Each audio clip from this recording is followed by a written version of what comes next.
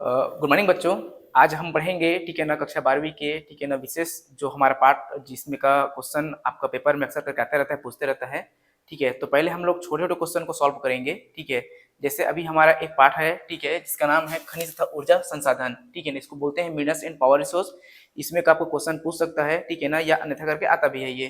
तो इसमें का हमने को समझना ये है कि खनिज क्या है, उसके बाद हम देखेंगे कि ऊर्जा संसाधन किसको बोलते हैं।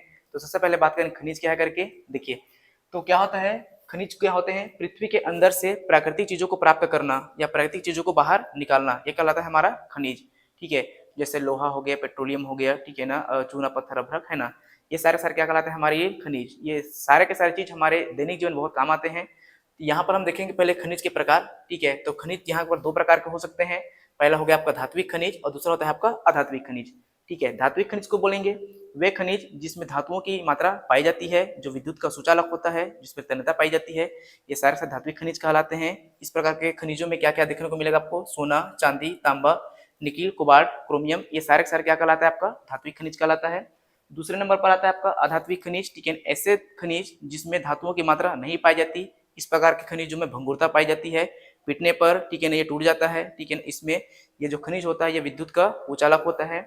जैसे क्या हो गया आपका कोयला, चूना पत्थर, अभ्रक, जिप्सम, डोलोमाइट, ये सारे सारे क्या कहलाते हैं आपका अधात्विक खनिज के अंतर्गत आते हैं। उसके बाद हम बात करेंगे यहाँ पर धात्विक खनिज जो होते हैं, ठीक है ना, इनको भी दो भागों में डिवाइड कर सकते हैं।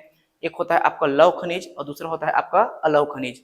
तो लोहा वाला खनिज में ठीक है ना वह खनिज आते हैं जिसमें लोहे की मात्रा पाई जाती है। ठीक है ना, मात्रा यहाँ पर लोहे की मात्रा पाई जाती है। जैसे हो गया आपका लोहा और मैग्नीज। इसी में देखेंगे हम लोग अलौह खनिज किसको बोलेंगे, तो वे खनिज जिसमें क्या होता है आपका लोहे की मात्रा नहीं पाया जाता, दैट मीन्स इसमें लोहे की मात्रा बिल्कुल नहीं होता।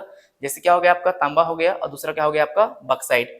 ठीक है, अधात्विक खनिज को हम लोग एक और चीज देख सकते हैं, इसमें आपका ईंधन खनिज भी आता है आपका। तो वे खनिज ठीक है ना जिसमें हम लोग ना ईंधन ऊर्जा प्राप्त करने के लिए करते हैं। ठीक है, ऐसे खनिजों को ईंधन खनिज बोलते हैं। जैसे होगा कोयला, पेट्रोलियम या प्राकृतिक गैस, इनसे हम लोग क्या करते हैं, ईंधन के रूप में इन खनिजों को भी हम लोग इस्तेमाल करते हैं। आई होप ठीक है ये खनिज वाला टॉपिक आपको समझ में आया होगा। इसके बाद हम बात करेंगे यहाँ पर ठीक है ना ऊर्जा संसाधन का। ठीक है, अभी के लिए इतना ही, इसके बाद हम बात करेंगे।